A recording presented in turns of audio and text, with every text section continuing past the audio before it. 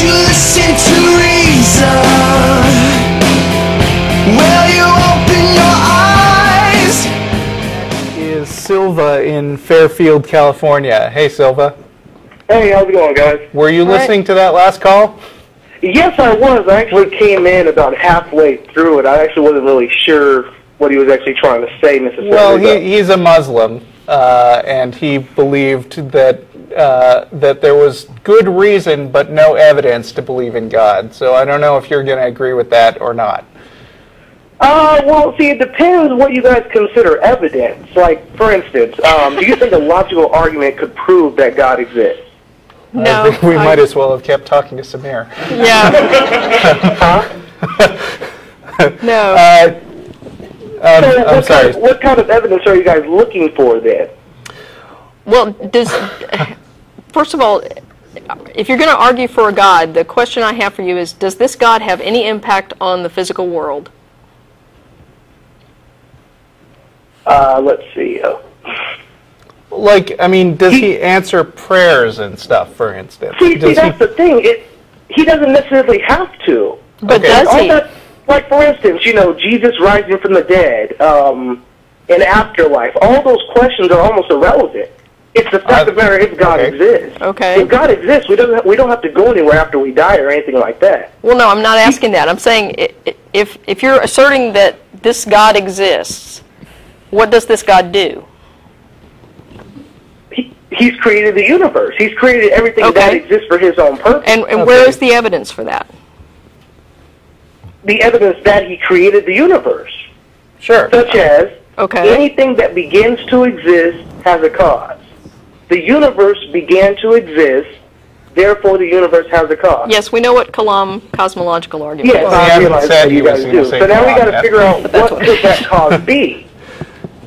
What? And that's what we attribute to be God. For instance, since the universe is space, time, and, you know, material things and all that good stuff, that is what God is not. So basically, since God created space and time, he is not bounded by space and time. So when you say universe, you mean the specific universe that we live in now that started to exist with the Big Bang, and disregarding all possible metaverses or parallel universes or anything we might dream up like that. You're just talking about this universe here.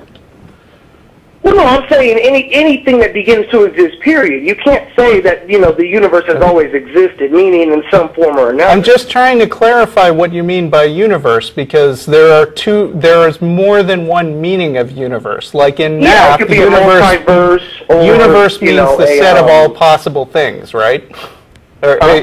In math, a universe is the set of all possible things, or the set of things under discussion. And we don't know that that began to exist. We just know that this universe began with the Big Bang. Okay, well, you can't have an infinite number of past events.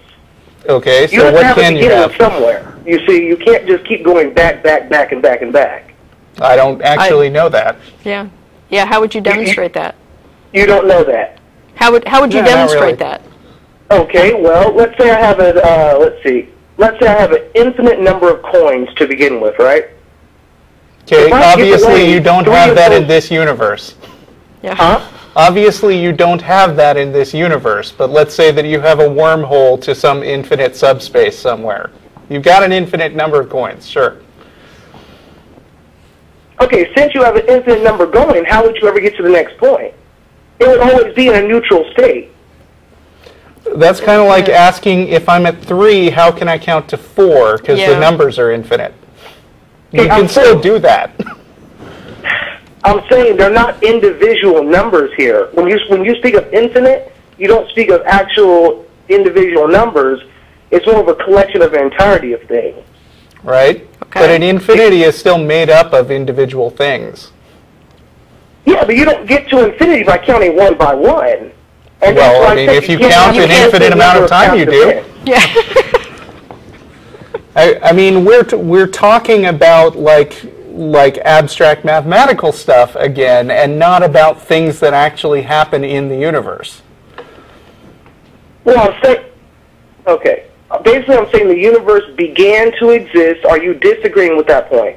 As far as this particular universe beginning to exist with the Big Bang, and not knowing if the matter, what the matter was doing before the Big Bang, conditionally, okay.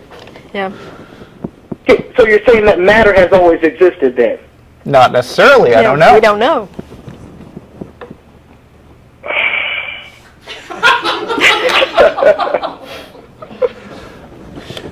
See, I mean, here's the thing that's going to happen with the Kalam is that you're going to say God, that God, if you don't mind me skipping to the end of your argument. Yeah, okay. You're going to say that God didn't begin to exist, and therefore God is in this special category where only this thing that is like your God can defy these rules that you've said apply to everything else.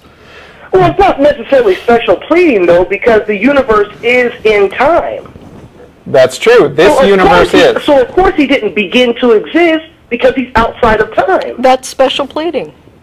Right. So basically, it doesn't have to be a God. It could be anything outside of time. It could be a ham and cheese sandwich outside of time that never began to exist. But a ham and cheese sandwich is a physical thing, though. So your God is not a physical thing, huh? No, it's not. It's a mind. So can And you know this because? Huh? You know that it's a mind because? Well, that's another thing. It can't. If it's not a physical thing, what else? It has to be something that's immaterial. Why? Okay. Name me something then that is non-physical. What else? Can you name me something that is a God? Yeah. Huh? Can you name me something that is a God? Can you point to a specific thing that we've observed that is godlike in any way? No. So if you're going to try to argue based on only things that we observe, we can say things about? Go on is what we observe, and I'm saying the universe, as we know, has begun to exist. Sure, as we know. There has to be a cause of its existence. Well, no, there doesn't have to be. There doesn't have to be. No. Out of nothing, nothing comes. You already agree that some things exist without a cause, specifically God. So the rule that you're trying to make apply to everything isn't universal. The only reason why I'm saying that he exists without a cause is because he's timeless. So there is no time for there to be a cause to cause him. But you've never actually seen a timeless thing, and so you can't really say that this is something that even makes sense. Okay, I've never seen a timeless thing because I myself am in time because I'm in the universe. The universe is space and time. So how do you know that we're not part of a metaverse that has always existed? You said what? How do you know that we're not part of a metaverse that has always existed? Like, have you ever read all the C.S. Lewis books? No, I have not. There's one, there was a prequel to The Lion, the Witch, and the Wardrobe where he has this cool sort of fantasy world where the Earth is actually sort of, there's like this gateway universe where little universes like the Earth and Narnia are being created. I'm sorry, I'm going off on a huge tangent. This is not going to help. But it's a good story. The Magician's Nephew, that's the one. Okay, I've heard of that though. But what I'm saying is that just because we don't know a thing doesn't give us license to just make up any notion that we want to and attach the label God to it, because God is also one of those things that you really don't know about. Put to it? When you start going to a timeless, changeless, immaterial creator of the universe, what other word would you put to that? Well, does it have intelligence? If I'm trying to describe that to you, that's the only word I know to put to that. Does it have saying the properties of it? Does it have intelligence? Does it have intelligence? What do you define as intelligence? I would assume yes. You would assume yes. How do you know? How did that come into the definition of timeless? You wouldn't be satisfied with an unintelligent God, right? The reason my ham and cheese sandwich example sounded dumb is because ham and cheese sandwiches don't have, agency. Yeah. But I mean, the logic that you're doing, even if it winds up working, can only take us to a place where there's got to be something or other that isn't physical or isn't in this universe. And as long as it's been around forever, even if it's a sandwich, then that satisfies your conditions. Okay. Earlier, you spoke of the metaverse and, there being multiple universes and things like that. It's a hypothesis. Yeah. You can't just keep on going back and back to all these different events that occur. Why not? How would you ever get to the next event? If it never began, how would you never get to the next one? By counting? Yeah. Where would you start at? There's no starting at something has no meaning in infinity. Yeah. Exactly. So how would you... Exactly, there's no reason for it. So infinity leads to logical contradictions. I mean, what's infinity minus infinity? Infinity. Exactly. What's infinity minus 3 or plus 2? You still get the same number. Infinity, but that's because infinity isn't a specific number. It also is a concept that we sort of use to describe something. I mean, sort of a set of somethings.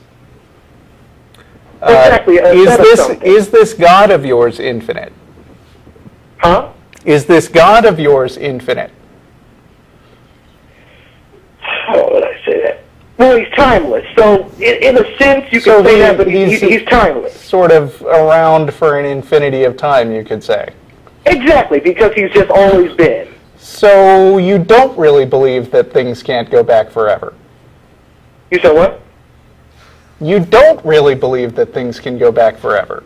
That they can't go back forever. Yeah. I don't believe that they can't go back forever. Yeah, you believe your God can go back forever. Just because you said God can break these rules that you've got.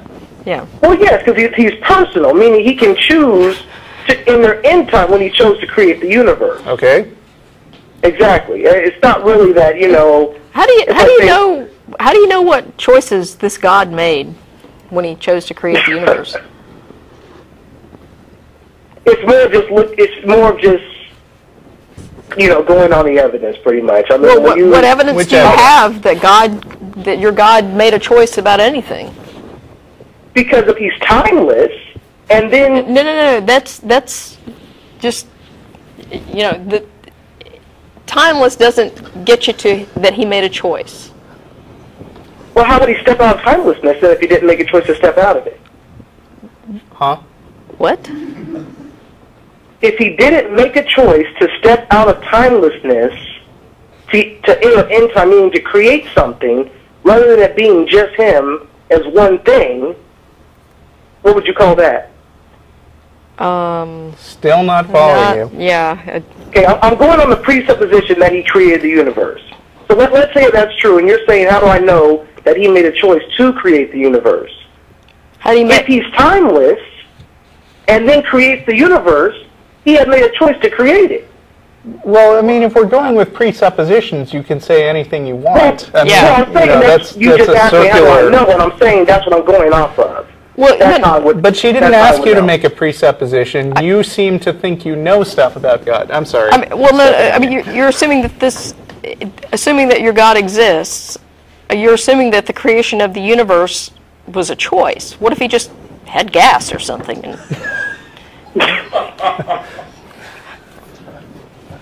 See, now you guys are just playing around with it, putting stuff that, No, I'm trying to get you to make a coherent argument here, because you've chosen to advance an argument that really relies on some logical fallacies. I mean, one of which is special pleading. Everything has to follow these rules except your God, who is exempt from you're saying it's except, but I'm saying if something created time, it is timeless. I mean, that's just how that goes. And where is your evidence that something created time? Because the universe began to exist.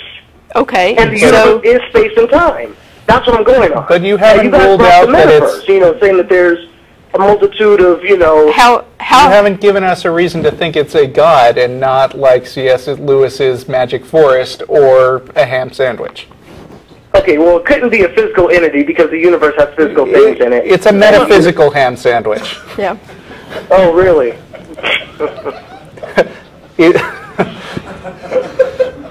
Well, you guys can put any word you want to it. You know, I mean, I'm just saying that thing exists. You guys can put any words. You could say it's I don't know, an elephant or something. You could put any word you want to it, a metaphysical one. You know, it doesn't really make any difference. So it's not necessarily true that an intelligence created the universe. Just something that's timeless.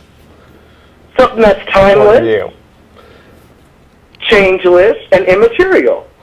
I'm not sure how you got to those things, but, or at least changeless. It has to be immaterial because it has to be outside of the universe. In the universe, we have physical things. It could be in another universe, though. Yeah. Okay, well, what created that universe then? How did that universe get there? I mean, how do you guys explain these Well, things? you already think that infinite things exist, so I don't see why this is any different.